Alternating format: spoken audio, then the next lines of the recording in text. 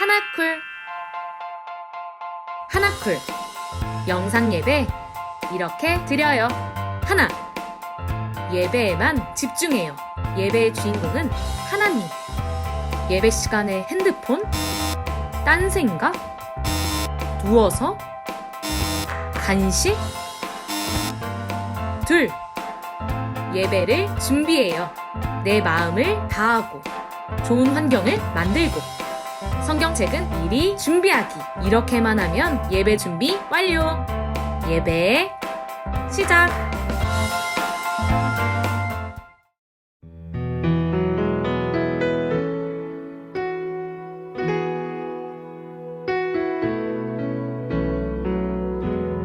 주님이 우리를 빛으로 부르셨으니 부르심 따라서 나 살기 원해.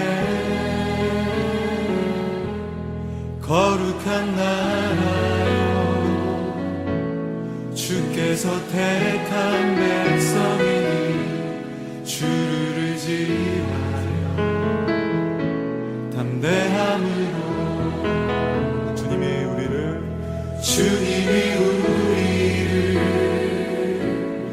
빛으로 부르셨으니 부르심 따라서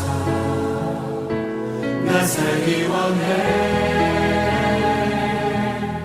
거룩한 나라요 주께서 택한 백성이니 주를 의지하여 담대함으로 주님의 빛 비추게 하소서. 어두운 세상 가운데 거룩함으로 주님의 빛 비추게 하소서. 예수의 이름으로 일어서도록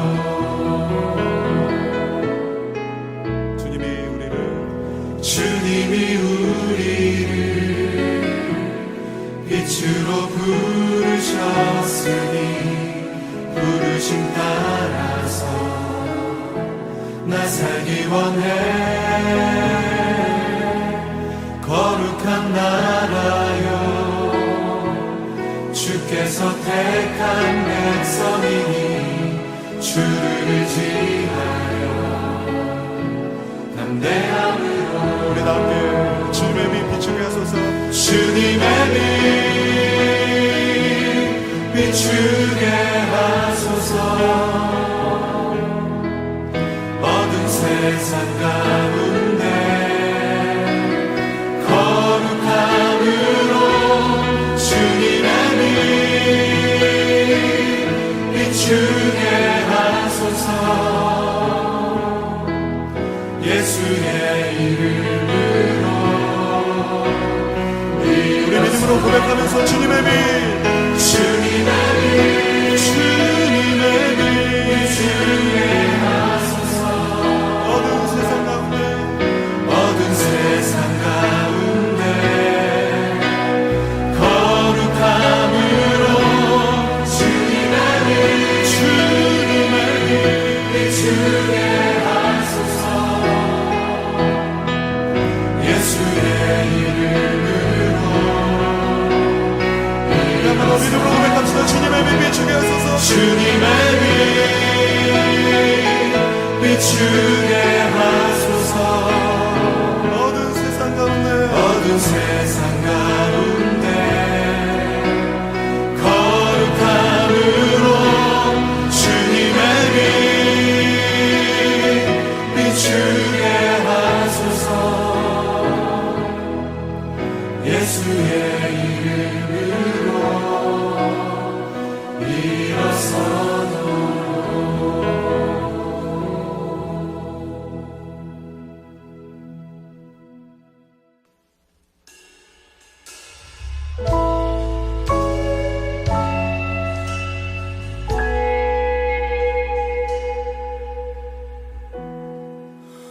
혼자서만 세상을 사는 듯이 주가 멀어 보이기만 할 때 우리는 바라보아야 하네. 우리에게 오셨던 그 주님을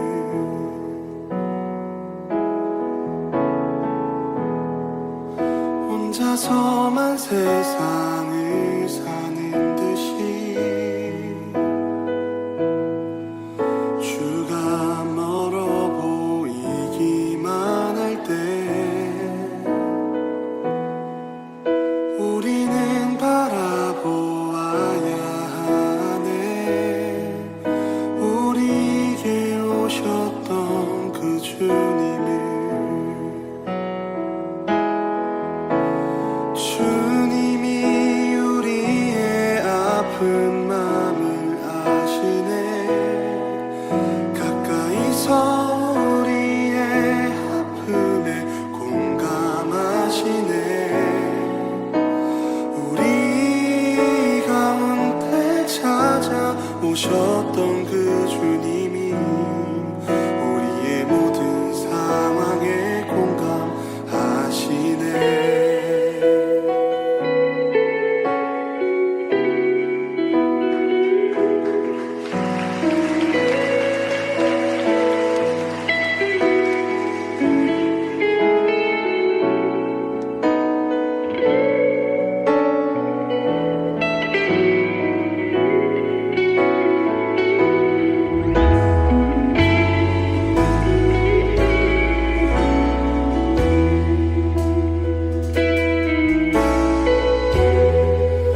혼자서만 세상을 사는 듯이 주가 멀어 보이기만 할 때 우리는 바라보아야 하네. 우리에게 오셨던 그 주님을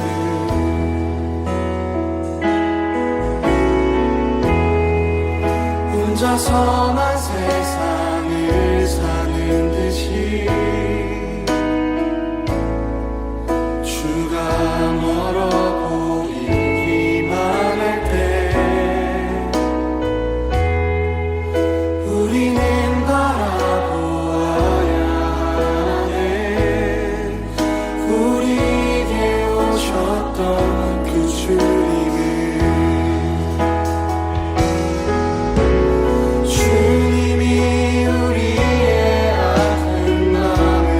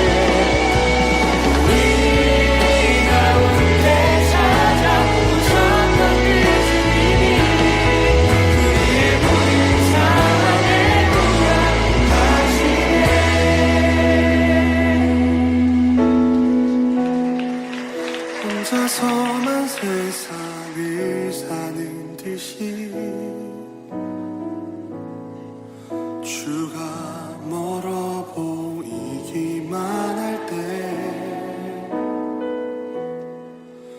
우리는 바라보아야 하네. 우리에게 오셨던 그 주님을. 다 같이 묵도하심으로 주일 예배를 하나님께 드리겠습니다.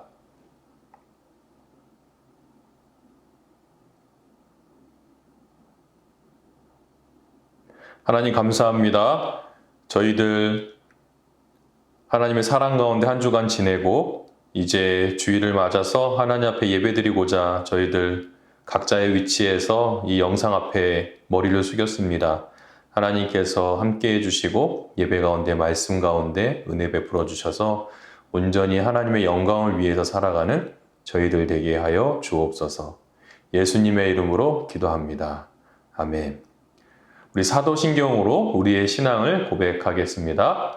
전능하사 천지를 만드신 하나님 아버지를 내가 믿사오며 그 외아들 우리 주 예수 그리스도를 믿사오니 이는 성령으로 잉태하사 동정녀 마리아에게 나시고 본디오 빌라도에게 고난을 받사 십자가에 못 박혀 죽으시고 장사한 지 사흘 만에 죽은 자 가운데서 다시 살아나시며 하늘에 오르사 전능하신 하나님 우편에 앉아 계시다가 저리로서 산 자와 죽은 자를 심판하러 오시리라. 성령을 믿사오며 거룩한 공예와 성도가 서로 교통하는 것과 죄를 사하여 주시는 것과 몸이 다시 사는 것과 영원히 사는 것을 믿사옵나이다. 아멘. 네, 성경 찾아보도록 하겠습니다. 베드로전서 2장 9절의 말씀이에요. 베드로전서 2장 9절의 말씀입니다. 우리가 성경을 찾았으면 좋겠어요. 여러분, 자막이 나가지 않습니다. 우리 성경 찾아봐요. 베드로전서 2장 9절. 네, 좋습니다. 한번 읽어볼까요? 그러나 너희는 택하신 족속이요 왕같은 제사장들이요 거룩한 나라요 그의 소유가 된 백성이니 이는 너희를 어두운 데서 불러내어 그의 기이한 빛에 들어가게 하신 이의 아름다운 덕을 선포하게 하려 하심이라. 아멘. 여러분, 이제 목사님과 함께 오늘 이 본문을 가지고, 이 구절을 가지고 몇 주 동안 목사님과 함께 살펴볼 건데요. 왜냐하면 이 베드로전서 2장 9절이 우리 수련회 주제 성구예요.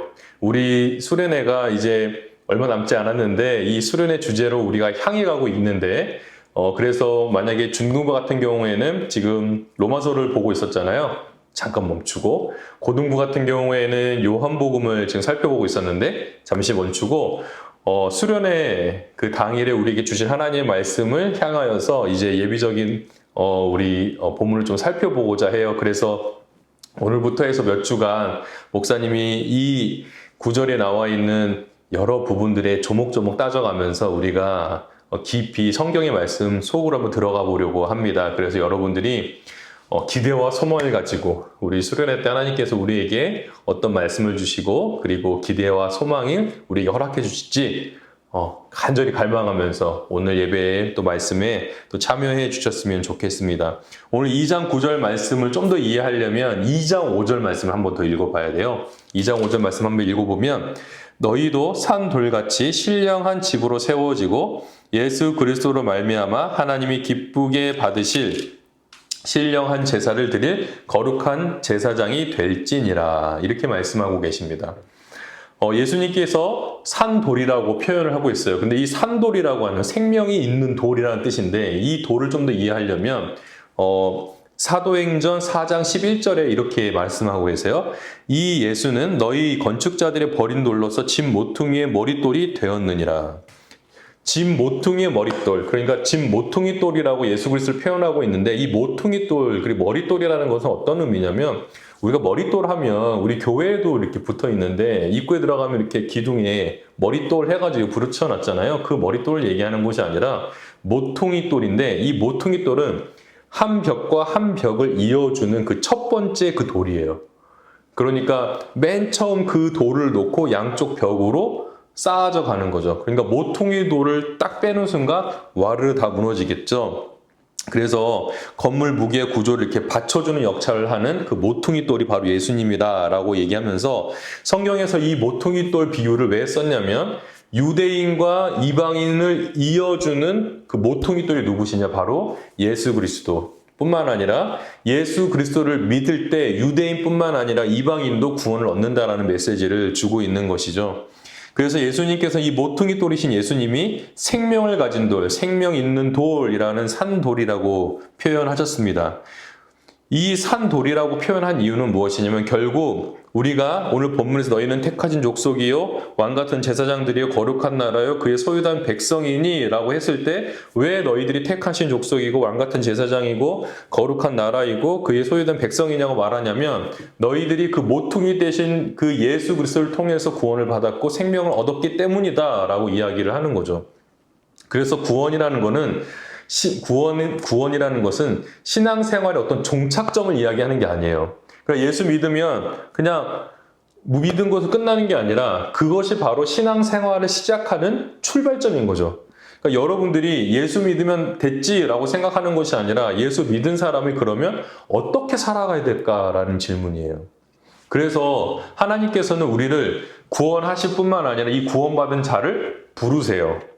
그리고 그 부르셔서 그에게 무엇을 주시냐면 사명을 주시는 겁니다. 사명이라는 것은 그 개개인에게 주신 달란트와 재능을 가지고 하나님 앞에서 어떻게 살아갈지 그 목표와 그 목적을 우리에게 주시는 거예요.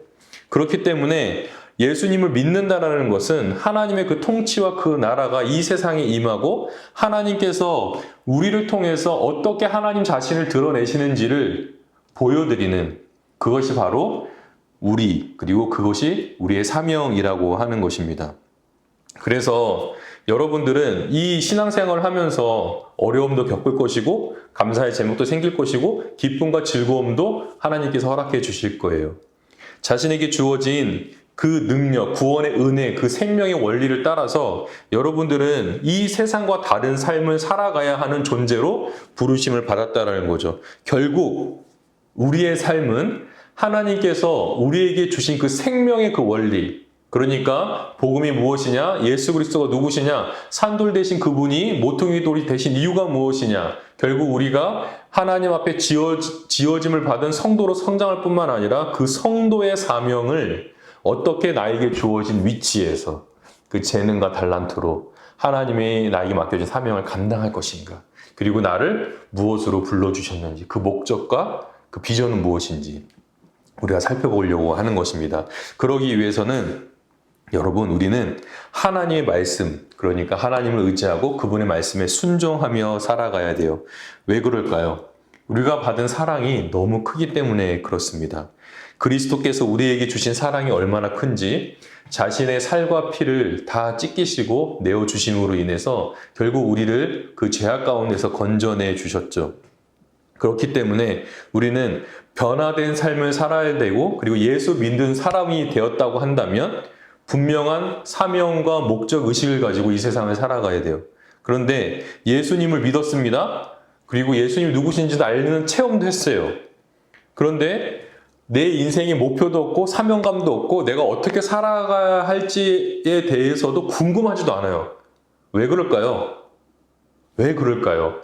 교회는 다니고 있고 하나님 말씀을 듣는 자리에 이렇게 주일 예배도 나오고 심지어 앞으로 이제 수련회 예배 때도 여러분 참여할 텐데 그런 걸 참여하고 있음에도 불구하고 왜 나는 그리스도인으로서 변화된 삶을 살아가지 못하고 있는 걸까요?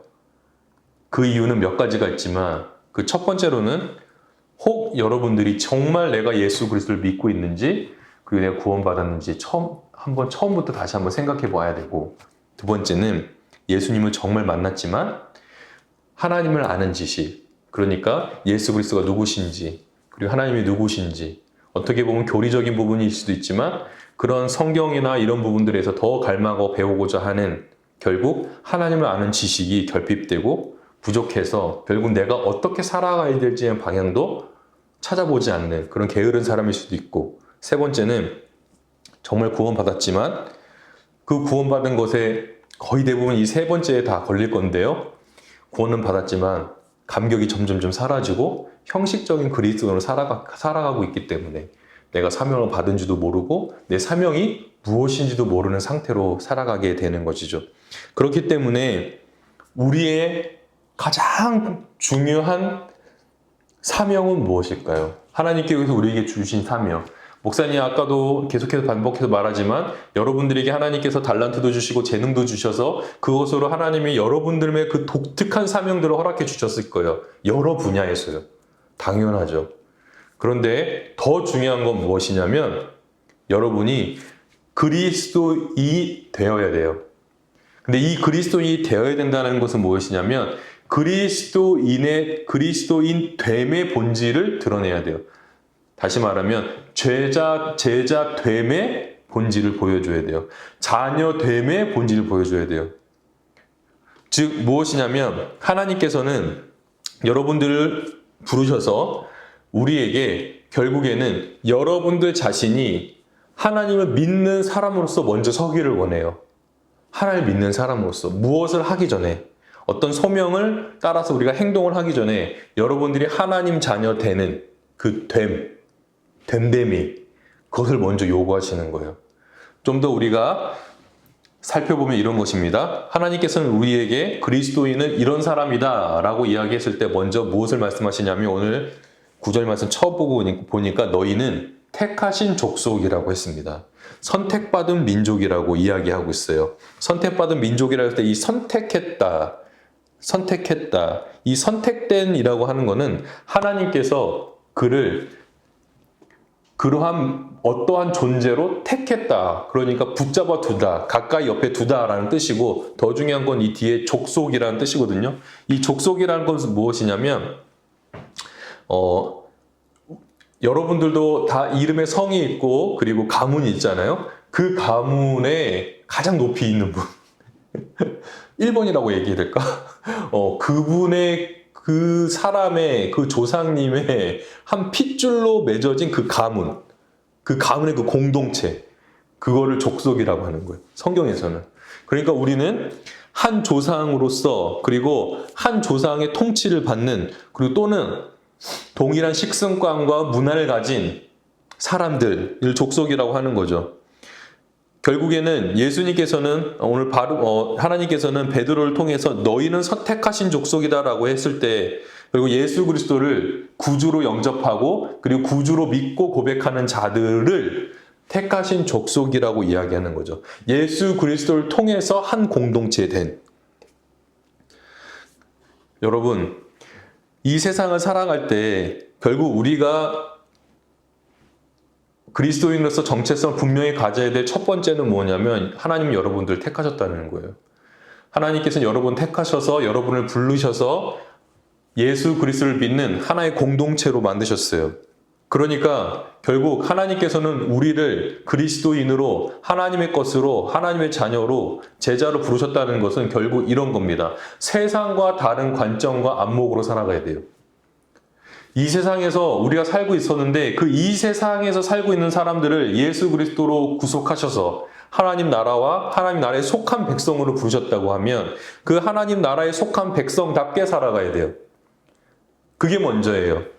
그러니까 이 세상의 방식으로 살아가지 않고 혹여 이 방식으로 살아가고 있는 그리스도인이라면 사실 이렇게 부를 수 있을 거예요. 형식적인 그리스도인, 무늬만 그리스도인이라고 부르죠.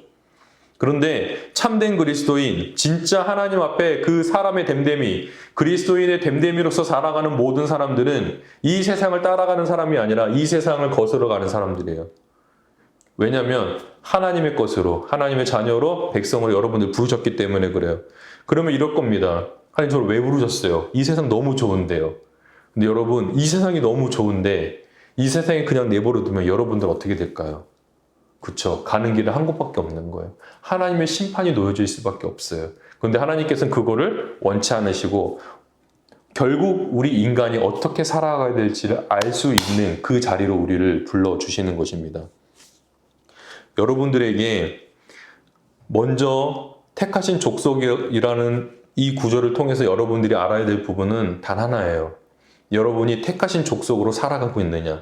그런 백성으로서 보여지고 있느냐? 세상과 다른 사람으로서 구별되어서 내가 다른 사람이 여러분들을 바라볼 때 저 친구는 다르다. 내가 알고 있는 친구들과 완전 달라. 사고방식도 다르고 행동도 다르고 그가 추구하는 가치 기준도 달라. 근데 그 이유를 알아봤더니 저 사람은 하나님의 사람이야. 그리스도를 믿는 사람이야 라는 거죠. 그리고 바로 그 여러분들은 하나님께 택하심을 받은 민족과 백성이라는 것입니다. 여러분, 그래서 우리는 예수 믿는 사람으로 흉내낼 수는 있어요. 헌금내 할 수 있고 주일날 예배드리고 성경책 끼고 다니고, 그러나 그것이 여러분을 증명하는 게 아닙니다. 그것은 오래가지 못해요. 왜요? 내 것이 아니기 때문에 너무 부자연스럽잖아요. 아마 어려울 거예요. 그래서 이런 겁니다. 정말 그 자체로, 그 존재가 있는 그 자체로 감동을 주는 거는 예를 들면 이런 겁니다. 목사님이 이탈리아의 루브르 박물관에 가서 진짜 모나리자 그림을 봤어요. 이게 진짜래요. 근데 거기에 수백 명의 사람들이 모여가지고 사진을 찍는데, 이야, 정말 기가 막혔습니다. 정말 기가 막혀요. 너무너무 아름다워요. 꼭 여러분도 한번 파리 여행 가셔가지고 꼭 봐보시길 바래요. 너무너무 아름다워요. 근데 재밌는 건 뭐냐면, 그게 아름다운 이유가 뭘까요? 명작이기 때문에 그래요. 진품이기 때문에 그렇습니다. 만약에 그것이 가짜나 모조품이라면 그런 감동이 오지 않았을 거예요. 한 번 이런 일이 있었습니다. 목사님 딸하고 목사님이 이렇게 박물관 구경을 하고 싶어가지고 막 이제 인터넷에 검색을 하다가 투탕카멘, 그러니까 고대 이집트의 그 파라오였던 투탕카멘의 모든 보물이 서울로 왔다는 거예요. 그걸 보러 가자는 거죠. 그런데 이게 진품일까 아닐까 너무 궁금한 거예요. 목사님 그래서 검색을 해가지고 설명을 봤더니 똑같이 만든 모조품이라는 거예요. 똑같이 만든 모조품. 이야, 그게 뭡니까? 그러니까 거기서 감흥이 확 떨어지는 거예요. 가짜라는 거죠. 진품이 아니라는 거예요. 그리고 티켓이 너무 비싸요. 이만한 값어치가 되는 값어치라고 하면 이 돈을 들여도 되겠지만, 모조품이 왔고 그냥 본 떠서 만든 거라는데 이 돈 주고 갈 필요가 있느냐. 나중에 돈 모아서 이집트 고고학 박물관을 가자. 거기에 있으니까. 목사님 실제로 그 고고학 박물관에, 이집트 카이로에 있는 고고학 박물관에서 봤거든요. 투탕카멘의 그 헌금 가면을. 어마어마합니다, 여러분. 진짜예요. 모조품하고 완전 달라요. 이런 겁니다. 여러분, 세상 사람들은 알아요. 당신이 정말 택하신 족속으로 하나님의 백성인지 택하신 족속인지 아닌지를 알게 돼요. 근데 하나님께서는 택하신 족속으로만 여러분들을 부른 것이 아니라 두 번째를 보시면 이렇게 말하고 있습니다. 왕 같은 제사장들이라고 표현하고 있어요. 왜 하나님께서는 이 왕 같은 제사장이라고 했을까요? 조금 더 번역을 쉽게 한다면 이렇게 왕과 같은, 왕적인 제사장, 왕과 같은 제사장이라고 표현할 수 있을 것 같아요. 사실 종교개혁자 마르틴 루터가 이 본문을 가지고 로마 카톨릭과 반대해서 싸웁니다. 왜냐하면 로마 카톨릭은 이분화시켰어요. 무슨 말이냐면 거룩한 일을 하는 사람이 따로 있고 존재가 따로 있고, 그리고 가르치는 사람이 따로 있고 배우는 사람이 따로 있다고 본 거예요. 근데 가르치는 자, 거룩한 일을 하는 사람이 누구냐? 사제겠죠. 그러면 배우고 그 배운 것을 따라서 순종해야 될 육적인 존재에 속한 사람들이 누구냐? 평신도라고 하는 거예요. 그렇게 갈라놨어요. 그래서 이 배우는 자들은 이 가르치는 자들에게 무엇을 해야 되냐면, 자기가 스스로 하나님 앞에 나아갈 수 없는 존재니 이 가르치는 자를 의지해서 하나님께 나아가야 돼요. 그러니까 그거의 한 예가 목사님 종종 얘기하지만 고해성사인 거예요. 하나님 앞에 실제로 자기가 스스로 나가서 회개할 수가 없어요. 왜요? 내가 죄가 많기 때문에 하나님께 나아갈 수 없다는 거죠. 그러면 결국 여러분 보십시다. 예수 그리스도께서 오셔서 십자가에서 나를 위해서 죽으셨습니다. 나의 모든 죄를 용서하셨어요. 그게 뭐가 되죠? 결국 사제가 끼어들면서 중보자의 역할을 예수 그리스도께 하신 거를 그들이 가로챈 거예요. 이렇게 볼 수밖에 없죠. 그러니까 루터는 여기서 반기를 든 겁니다. 그렇지 않다. 오늘 보니까 너희를 왕 같은 제사장으로 불렀다라는 거예요. 사제로 불렀다라는 거죠. 제사장으로 불렀어요. 그렇기 때문에 누구의 공로나 중보 없이 오직 믿음으로써 예수 그리스도의 의의를 힘입어서 하나님께 나아갈 수 있는 게 성경의 가르침이라는 거죠. 여러분, 이게 맞습니다. 그런데 이 제사장 나라라고 하는 것을 왜 표현했을까요? 하나님께서는 이 제사장 나라를 쓰시면서 너희들이 왕 같은, 그러니까 예수 그리스도를 통해서 예수 그리스도를 힘입은 제사장들인데 이 제사장들이 어떤 역할을 하냐 이거죠. 구약 성경에서 제사장은 하나님 앞에 제사를 드리러 온 이스라엘의 그 죄인들을 이어주는 거예요. 결국 하나님께 나아가기 이전에 제사장이 이들이 하나님께 나아갈 수 있도록 옆에서 도와주고 하나의 매개체가 되는 거죠.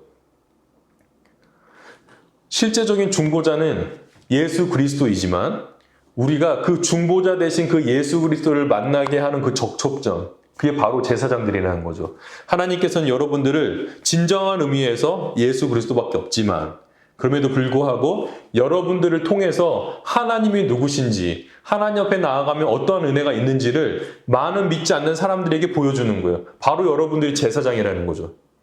그것도 예수 그리스도, 그 왕 같은 제사장이라는 거예요. 결국 여러분들은 왕과 같은 예수 그리스도의 옷을 입고 그리고 예수 그리스도께서 주신 은혜를 덧입은 제사장으로서 이 수많은 세상에 있는 믿지 않는 자들을 향해서 제사장 역할을 해야 된다는 거예요. 하나님이 누구신지, 하나님께서 우리에게 베푸신 사랑은 무엇인지, 진리가 무엇인지, 너희들이 왜 고통을 받고 근심과 걱정과 염려 속에 있는지, 그리고 그런 것으로 헤어나와서 결국엔 진정한 인간이 가져야 될 그 덕목과 그리고 삶의 됨됨이가 무엇인지를 여러분 그 존재 자체로 보여주는 거예요. 그런 일을 하신 분이 계셨어요. 여러분 잘 아시겠지만 주기철 목사님이라고 계셨습니다. 여러분 한번 질문해 볼게요. 주기철 목사님이 누구시죠? 어디 교회에서 담임을 하셨나요? 주일날 어떤 설교를 종종 하셨을까요? 어떤 성경을 사랑하셨을까요? 우리 잘 몰라요. 그런데 중요한 거는 그 주기철 목사님이 어떤 분이시는지 우리는 아냐면 신사참배에 절하지 않으신 유일한 목사님이다라는 사실은 알아요. 이게 그 사람이 가지고 있는 그 존재의 울림이에요.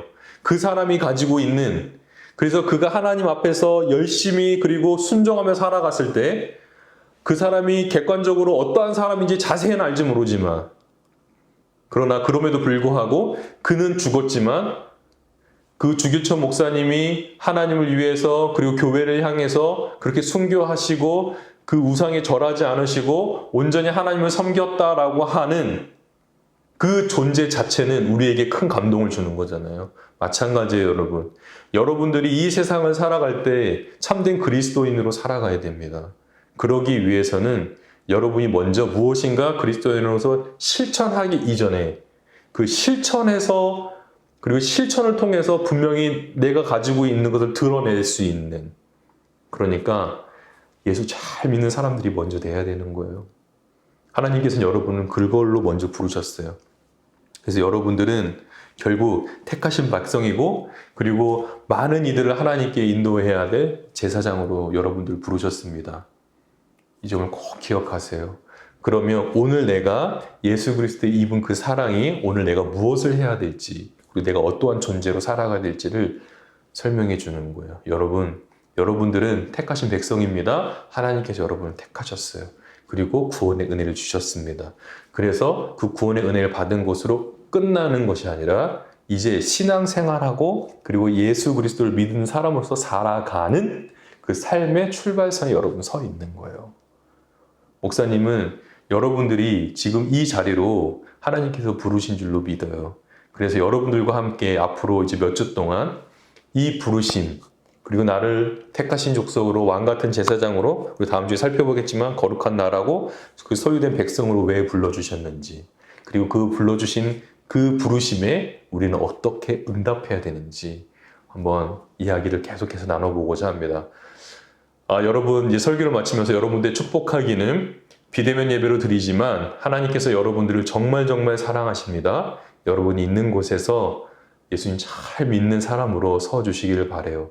그래서 여러분들을 바라볼 때 많은 이들이 그래 저 친구를 보니까 하나님 살아계시는구나.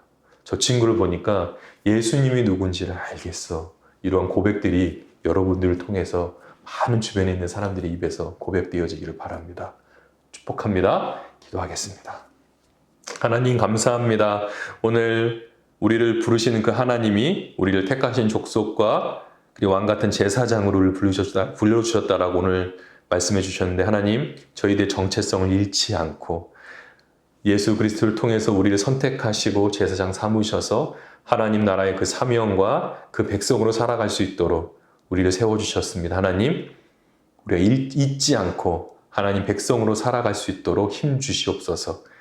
하나님 말씀대로 사는 우리 학생들 되게 해주시고, 뿐만 아니라 믿음이 연약한 친구들 있으면 하나님께서 성령님께서 강한 믿음으로 세워주시고, 또한 관계 속에서 어려운 친구들이 있다면 예수 그리스도의 그 영원하신 그 사랑의 관계가 또 회복시켜 주시고, 뿐만 아니라 마음의 어려움과 또 염려, 걱정과 근심이 있는 친구들에게는 하나님께서 나를 택하시고 나를 부르셨다, 나를 하나님의 자녀 삼으셨다라는 그 그리스도인으로서의 자존감과 자신감을 하나님 가득 부어주셔서 이 세상 살아갈 때 나만을 위하여 살아가는 것이 아니라 하나님께서 내게 주신 그 사명을 위해서도 살아가고, 많은 이들에게 그리스도인으로 사는 것이 무엇인지를 그 냄새와 향기를 뿜어내는 귀한 자들 될 수 있도록 축복해 주시옵소서.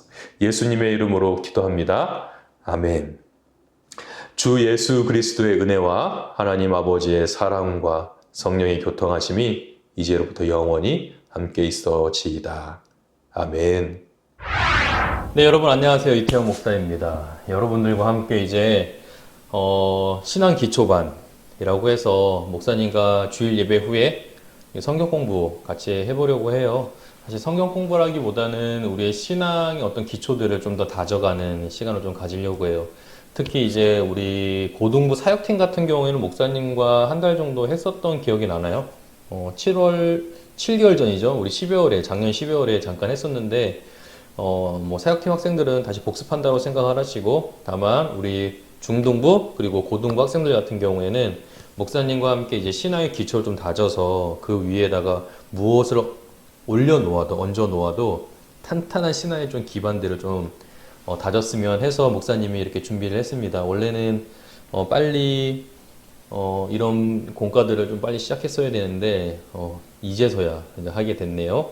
그럼에도 불구하고 이제 여러분들과 함께 신앙 기초 시작해 보도록 하겠습니다. 먼저 기도하고 시작할까요? 하나님 감사합니다.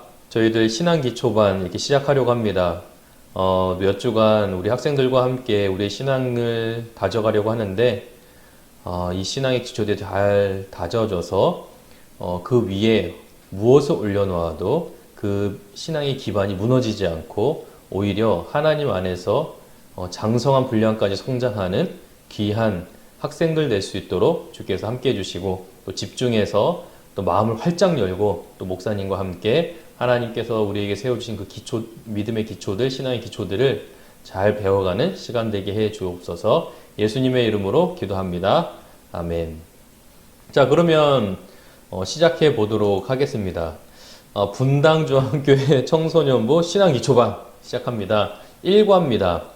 목사님이 이렇게 지정을 해 보았습니다. 우선은 세 가지 문과 세 가지 장애물. 그러니까 기독교인으로서 처음 발을 뗄 때, 또는 정말 초신자, 그러니까 예수님을 이제 곧 알게 될 때 그런 과정부터 시작해서 여러분들이 뭐 이미 모태신앙이라든지 아니면 신앙생활을 꽤 해왔기 때문에 뭐 이런 걸 해도 되나 싶지만, 그래도 우리가 한번 점검해 보면서 간다면 훨씬 더 좋을 것 같아요. 그래서 신앙의 세계로 들어오는 문이 세 가지가 있고, 그리고 그 들어오는 문을 막는 장애물이 또 세 가지가 있어요. 한번 살펴보도록 할까요? 첫 번째, 하나님을 찾아 들어오는 세 가지 문이 있는데, 첫 번째는 뭐냐면 생활 양식이에요. 그러니까 예를 들면 이런 거죠. 우리 모태신앙들 그러니까 부모님이 이미 기독교인이셔서 여러분들은 태어날 때부터 선택의 여지가 없이 하나님의 자녀일 수밖에 없는 불만이 있을 수는 있겠지만, 그럼에도 불구하고 여러분들은 그런 생활 양식을 통해서 들어왔습니다. 예를 들면 이스라엘 백성들이 그러했죠. 이스라엘 백성들은 태어날 때부터 하나님의 백성으로 선택받아 태어났죠. 이거를 굉장히 자신들의 어떤 자부심이라고 느꼈거든요. 그런 부분에서 보면은 여러분들 중에 믿음의 가정 안에서 태어나서 하나님을 믿었다는 것은 큰 축복이 아닐 수가 없습니다. 또 이런 친구들이 있습니다. 신앙생활을 할 때 들어온 친구 중에 경험, 체험, 위기 이런 부분들이 있는데요. 예를 들면 이런 겁니다. 처음부터 이렇게 믿음 생활을 바로 시작할 수 있는 계기가 되려면 어떤 접촉점이 있어야 되잖아요. 그런 접촉점이 한 번은 친구들 따라와가지고 교회 왔는데 그날 하나님을 만난 거예요. 경험과 체험이죠, 그죠? 그리고 어려운 일을 막 겪고 있을 때 내가 신앙에 대한 그리고 하나님에 대한 어떤 관심과 열망들이 생겨서 기독교인으로서 살아가 볼까라고 하는 어떤 호기심 때문에 아니면 그런 체험 때문에 여러분들이 찾아와 왔을 수도 있고요. 또 그런 친구들이 또 있기도 하죠. 어떤 친구들은 또 영적인 경험들을 해서 들어오는 친구들도 있습니다. 마지막 세 번째는 뭐냐면 탐구 추구인데요. 이런 거예요. 기독교도 하나의 어떤 진리를 추구하고 있으니까 어떤 진리에 대한 어떤 갈망, 그 다음에 어떤 철학적인 관심들, 이런 걸 통해서 성경을 읽다가, 그리고 성경을 찾다가 예수를 믿게 되는 과정. 사실은 결과는 그렇게 끝은 그렇게 좋지 않았지만, 여러분들이 잘 아는 JYP 같은 경우도 탐구 추구거든요.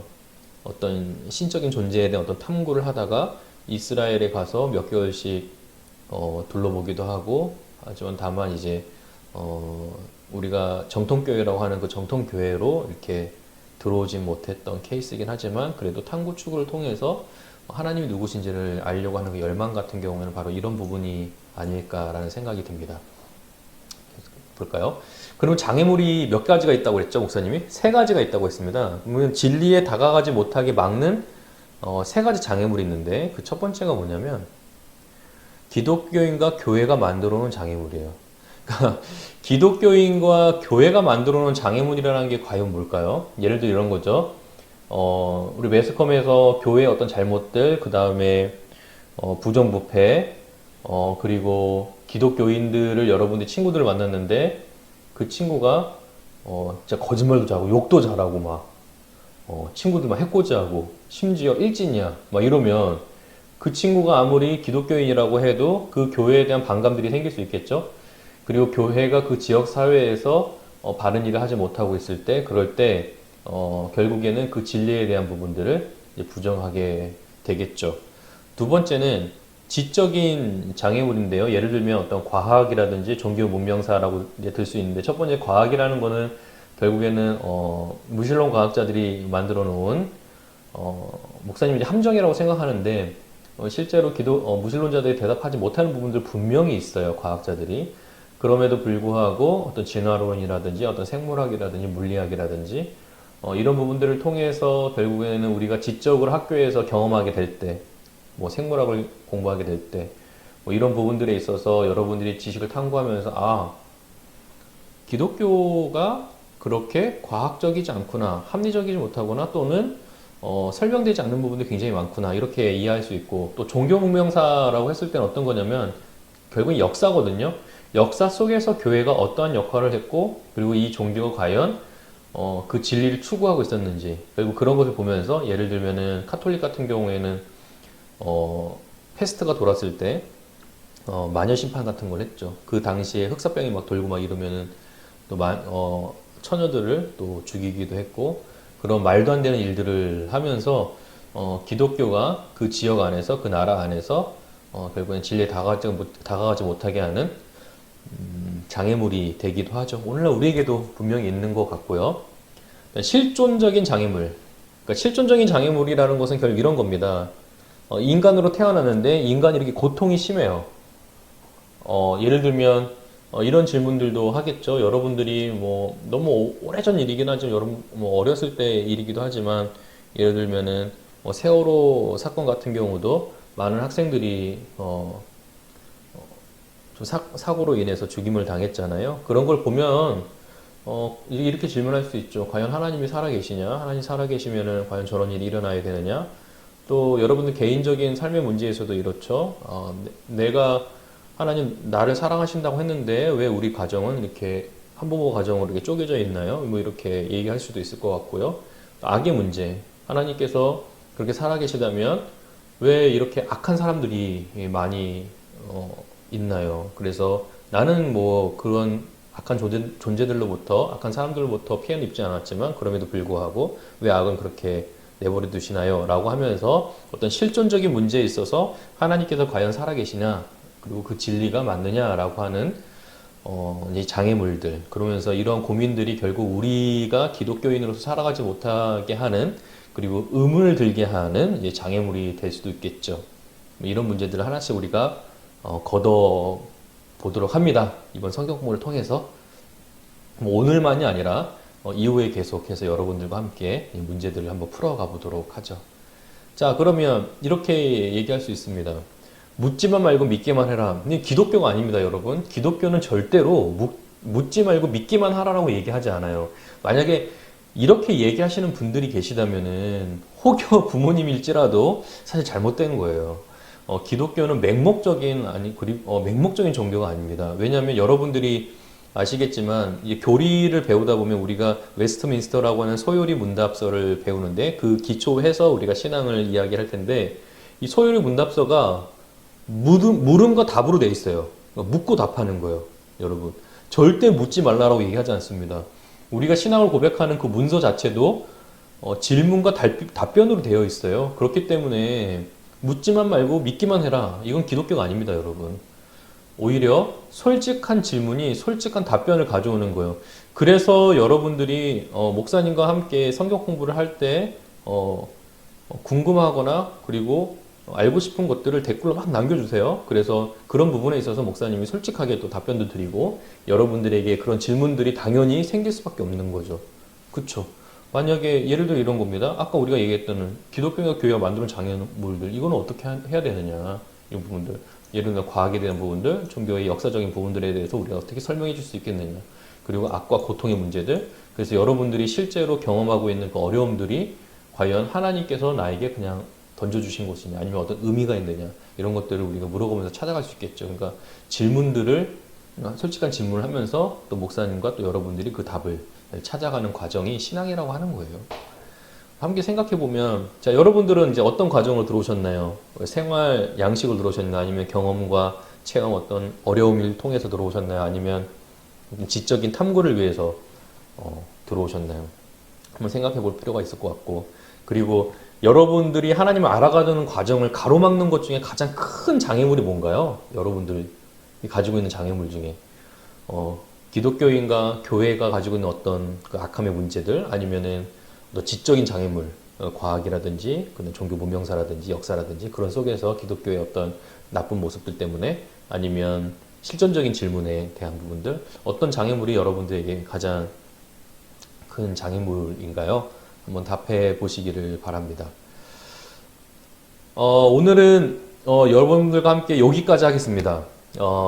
목사님과 한 10분 정도 했는데, 그 이후에 그 다음 2과가 어떤 내용이냐면 무신론과 유신론, 그리고 소통하시는 하나님인데, 과연 무신론과 유신론이란에 대한 정의를 한번 내려보고, 다음 주에는 그 다음에 하나님께서는 어떤 하나님이신지를 우리가 살펴볼 터인데, 소통하시는 하나님이라는 걸 좀 배우게 될 거예요. 그래서 다음 주 2과를 좀 기대해 보시고, 그래서 우리가 실제적으로 그 지적인 장애물, 우리 두 번째 장애물이었죠. 그것을 한번 걷어내 보도록 하겠습니다.